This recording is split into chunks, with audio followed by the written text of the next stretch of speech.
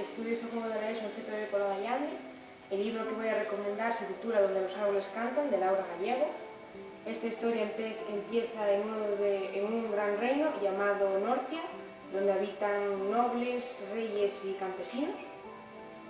Uno de esos reyes se llama Corben de Rocagris, que vive con su hija en el castillo de Rocagris.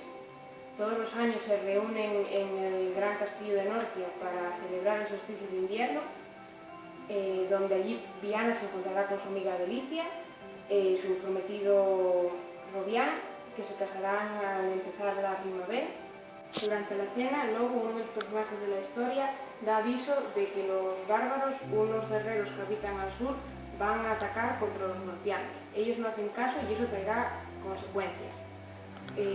Una guerra, un esposo bárbaro, una traición, un viaje al centro del bosque donde los árboles cantan, es lo que le espera a Viana.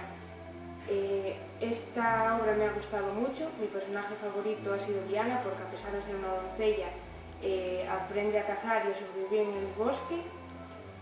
No cambiaría el final, se la recomiendo a todos aquellos a quienes les guste la fantasía y la intriga, porque este libro te atrapa desde la primera frase que lees.